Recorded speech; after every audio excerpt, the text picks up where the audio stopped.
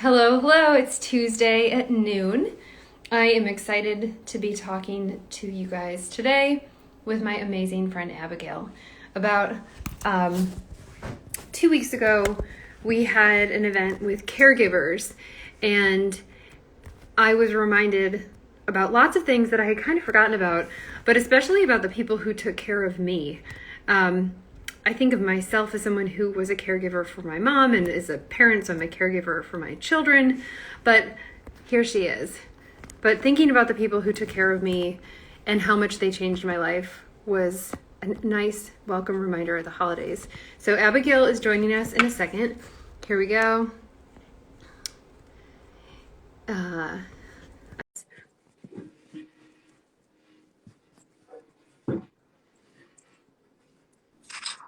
All right, it worked.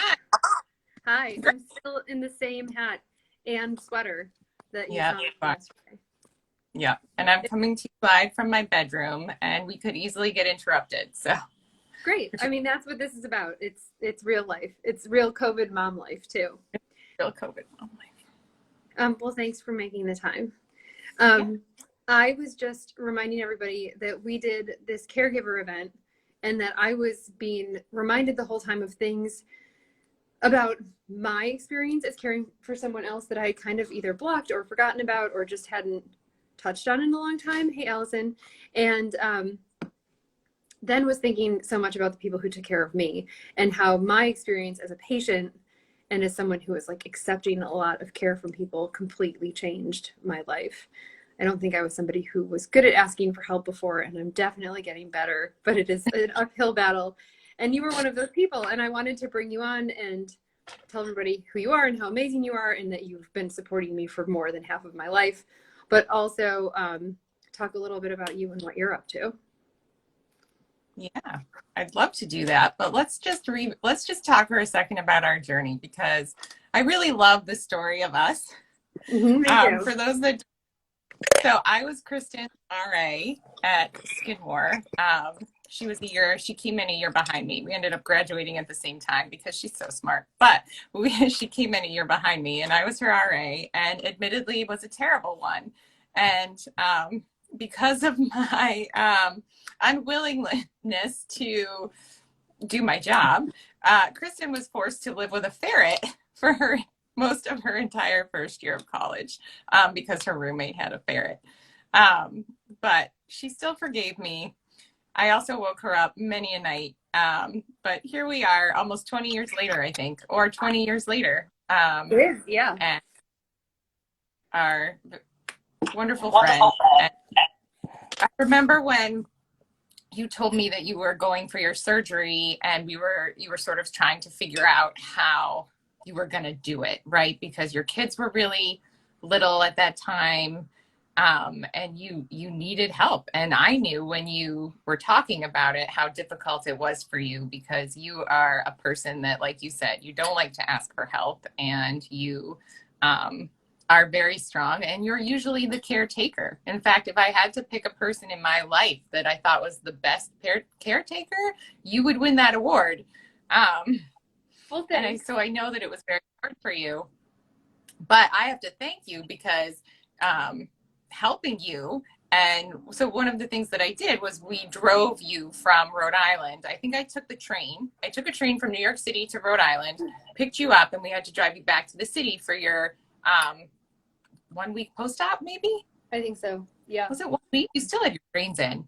Yeah. Yeah. And so living in New York City, I didn't own a car and I hadn't driven in at least 10 years. And I was like, sure, I'll drive you back in your car to New York City. And it was a little bit of a harrowing journey. Fortunately, you had painkillers to help. And again, I hadn't driven in 10 years and I was driving a car that I'd never driven before. So when we drove back, I insisted on not taking the highways and going fast. So it took like 4 extra hours. It took a really long time, but part of that was my insistence that we stop for ice cream. I think, you're one of my most patient friends, so it felt safe to ask you to like be around while I was a little bit high and a little bit out of sorts. But I think, I started going to that Dr. Smith in New York when Liam was born. So it was years of me going, and you always let me stay with you.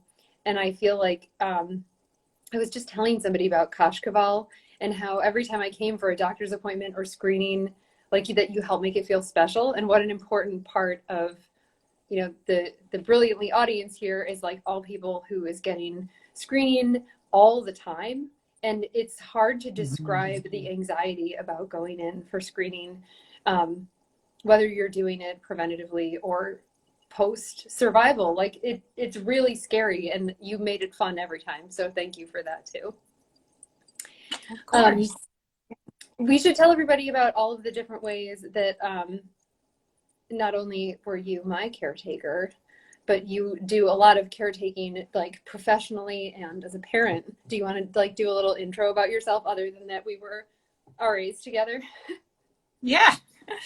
So I'm a twin mom. Well, I'm a mom of three. I have almost 6-year-old twins and a 2.5-year-old son. So there's lots of caretaking involved with them, but I'm also professionally, I'm a social worker. I'm an advocate worker. I worked in child welfare in the Bronx since 2000. Let's see, I started my career in 2005.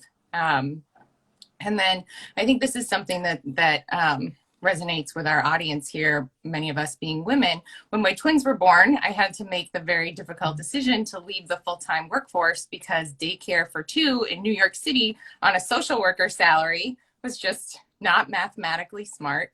And so I became a part-time professor at Columbia, and then COVID hit this year. And watching COVID really devastate the Bronx, I became increasingly concerned with how New York City was going to rebuild from this crisis, and it inspired me to run for city council. So I launched a city council campaign in August. We're going on 4 months now, and I'm very excited. I'm running because I think that New York can be an incredible city that is just and equitable for all, and we need to rebuild in a way that that really serves everybody. You know, I have a lot of experience working within the systems of New York City, systems that are supposed to take care of people, you know, the child welfare system, the Department of Education, and I've seen how they do such a terrible job of taking care of the people that are in them. And I think we need more people in government, more social workers, more women, but more people that really understand the intricacies of those systems and how bureaucratic they are and how they can be improved to serve all of New Yorkers.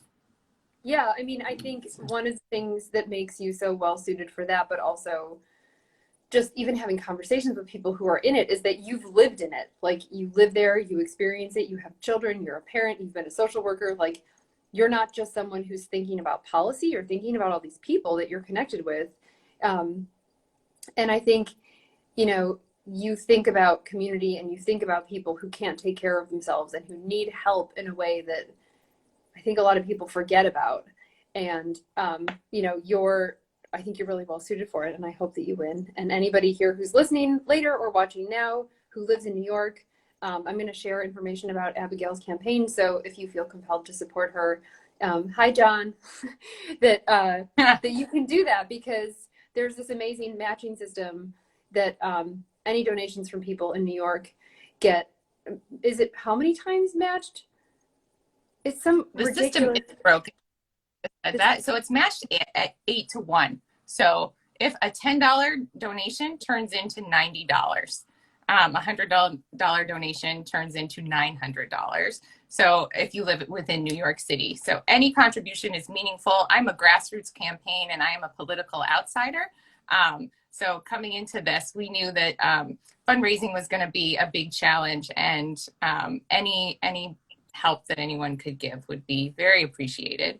But something you talked about of like caretaking, yes, my role in city council includes some caretaking, but it also includes locking arms with those in the community and working together with the community to lift us up, to figure out how to rebuild, to get New Yorkers working again, to address all of the mental health and trauma that we're going to be dealing with for years to come from this COVID crisis.